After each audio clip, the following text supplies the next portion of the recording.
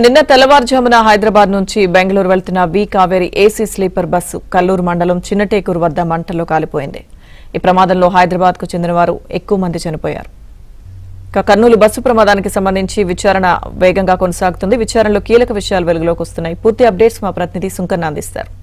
సుంకన్న, లక్ష్మీదుర్గ నిన్న బస్సు ప్రమాదం జరిగినప్పటి నుంచి కూడా రాష్ట్ర ప్రభుత్వం ఈ ఘటనపై లోతైన దర్యాప్తు చేసి ఖచ్చితంగా దీనిపైన కూడా ఒక క్లారిటీ ఇవ్వాలని ఆదేశించినటువంటి నేపథ్యంలో కర్నూలు రేంజ్ డీఐజీ కోయా ప్రవీణ్, జిల్లా ఎస్పీ విక్రాంత్ పాటిల్ కూడా దీనికి కూడా పలు కోణాల్లో కూడా అయితే 16 బృందాలు విడిగా ఏదైతే ఈ ఘటన పైన కూడా దర్యాప్తు చేస్తున్నటువంటి పరిస్థితి. ముఖ్యంగా నిన్న తెల్లవారుజామున బస్సు ప్రమాదంలో 19 మంది చనిపోయారు. అందులో మొత్తం కూడా ఇప్పటి వరకు 18 మంది ఐడెంటిఫై అయినారు. ఇంకొకరు కావాల్సింది. అయితే ఈ ఐడెంటిఫై మొదటిగా ఆ బస్సులో ఎంతమంది చనిపోయినారు, తర్వాత వాళ్ళు ఎక్కడెక్కడ ఏ ప్రాంతానికి చెందిన వాళ్ళు అనేది ఒక యాసెట్ లో మొత్తం కూడా అయితే అదంతా కూడా ట్రేస్ అవుట్ చేయడం జరిగింది.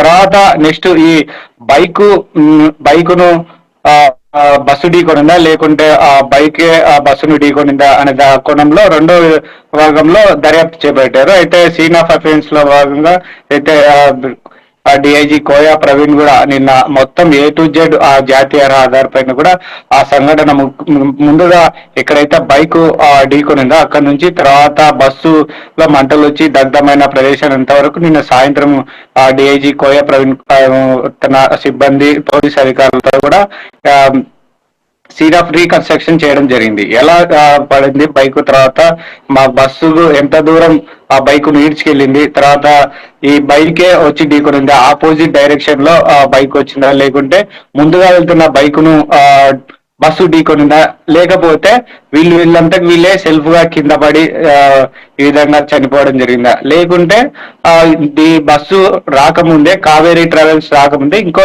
ఏదైనా ప్రమాదం జరిగిందా, ఇలా పలు కోణాల్లో అంతా కూడా అయితే పోలీసులు కూడా దర్యాప్తు చేయడం జరిగినది. అయితే ఈ సీసీ ఫుటేజ్ లో అంతా కూడా చుట్టుపక్కల కర్నూలు నుంచి డోన్ వరకు, ఎందుకంటే ఈ బైకర్ శివశంకర్ డోన్ కి వెళ్తున్నాడని సమాచారం రావడంతో వాళ్ళ కుటుంబ సభ్యులను కూడా పిలిపించి ఎక్కడికి వెళ్తున్నాడు, ఏం పని చేస్తుంటాడు అని వాళ్ళు ఆరా తీశారు. అయితే ఈ శివశంకర్ వచ్చేసి ఆ ఇళ్లలో అయితే గౌండ్ల పని, బేల్దార పనికి వెళ్తుంటాడు. ఇళ్లలో బండలు పరుస్తూ మైనింగ్ పనులు కూడా వెళ్తా ఉంటాడు. సో కూలి పనులు చేస్తుంటాడు. అక్కడనే ఈ ఎరిసామ్ అని ఒక ఫ్రెండ్ అతనికి పరిచయం అయినాడు పనులు చేసుకునే దగ్గరే. సో వీళ్ళిద్దరు కలిసి బైక్ మీద వెళ్ళిన విషయాన్ని కూడా పోలీసులు ఐడెంటిఫై చేసినారు. తర్వాత మొత్తం సీసీ ఫుటేజ్లో ఇతను ఒక్కడే యాక్చువల్ గా ఫస్ట్ పోయినాడు, ఆ ప్రమాదానికి గురైనాడని పోలీసులు భావించారు. తర్వాత ఎంక్వైరీలో మాత్రం ఈ సీసీ ఫుటేజ్ లో బయటపడిన తర్వాత శివశంకర్ తో పాటు అతని ఫ్రెండ్ ఉన్నాడు, అతని ఫ్రెండ్ ఎవరు అని కూడా లోతుగా దర్యాప్తు చేసి అతను ఎరిసాబే అని కూడా బయటపడడం జరిగింది. ఇద్దరు కలిసి పనులకు వెళ్ళి వెళ్తుంటారు, వస్తుంటారు. మైనింగ్ పనులకు, ముఖ్యంగా మైనింగ్ అంతా కూడా డోను అదేవిధంగా బేతంచెర్ల పరిసర ప్రాంతాల్లో జరుగుతుంటాయి కాబట్టి వీళ్ళు తరచుగా కర్నూలు, బేతంచెర్ల, డోన్ కు కూడా వెళ్ళి వస్తుంటారు.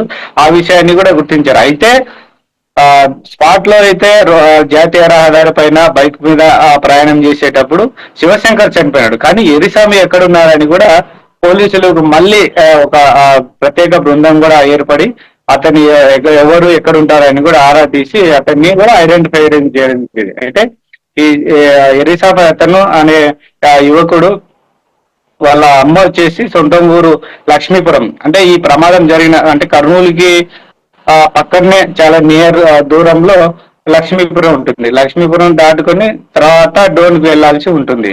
సో ఆ రూట్లోనే వీళ్ళు వాళ్ళ అమ్మ దగ్గర ఇక్కడే ఉంటుంది. వాళ్ళ నాన్నది వచ్చేసి తుగ్గలి మండలంలో, వాళ్ళ అమ్మ ఇక్కడ వాళ్ళ ఏదో కొన్ని కుటుంబ కలహాలతో తలెత్తడంతో వాళ్ళ ఎరిసామి వాళ్ళ మదర్ వచ్చేసి పుట్టినిల్లు అయినటువంటి లక్ష్మీపురంలో ఉంటుంది. సో లక్ష్మీపురంలో ఉన్న తర్వాత వాళ్ళ మదర్ దగ్గరికి వెళ్ళి ఎరిసామి వాళ్ళ ఫ్రెండ్ ఇద్దరు వెళ్ళి డబ్బులు తీసుకొని వచ్చి ఇక్కడ బైకు పెట్రోల్ బంక్ తీసుకొని వచ్చి పెట్రోల్ బంకులో ఆ బైక్ పెట్రోల్ పోయించుకున్న తర్వాత వాళ్ళు డోన్ కి బయలుదేరినారు.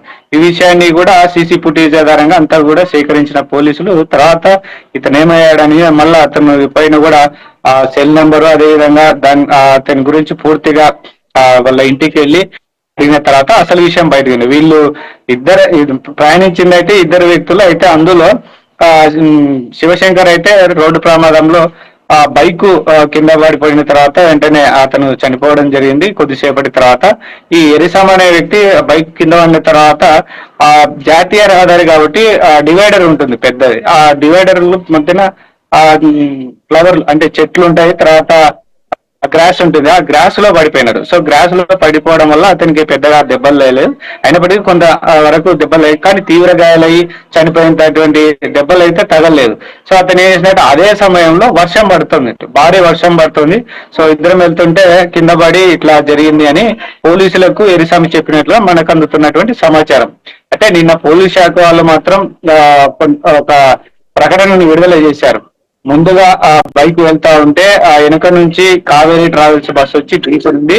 ఆ తర్వాత ఆ ఈ శివశంకర్ అనేటువంటి వ్యక్తి, ఆ యువకుడు ఆ పక్కనే పడిపోయి చనిపోయాడు. తర్వాత ఆ బస్సు డ్రైవరు రోడ్డు మీద పడి ఉన్నటువంటి బైకును గమనించక అలాగే ముందుకు దాదాపుగా 300 మీటర్లకు పైగా దూసుకెళ్లిన తర్వాత ఆ బైక్ లోని పెట్రోల్ ట్యాంక్ కు సంబంధించిన మూత ఓపెన్ అయింది. సార్ ఓపెన్ అవడంలో అందులోని పెట్రోల్ రోడ్డుపై పడడంతో స్పార్క్ వచ్చింది. మంటలు వచ్చిన తర్వాత డీజిల్ ఇంజిన్ కు వ్యాపించి అక్కడి నుంచి మొత్తం బస్ అంతా కాలిపోయింది అని కూడా వాళ్ళు విడుదల చేయడం, ఒక ప్రకటన అయితే విడుదల చేశారు.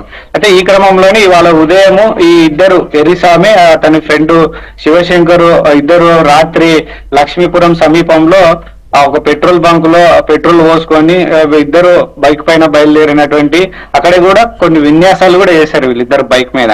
తర్వాత వాళ్ళు ప్రయాణం బయలుదేరారు అది హైవే మీద డ్రోన్ కు బయలుదేరారు. అప్పుడు ఈ ఇతన్ని విషయం కిందని ఆరా తీస్తే అప్పుడు వెలుగులోకి వచ్చినటువంటి పరిస్థితి. Right, thank you Sunkanna.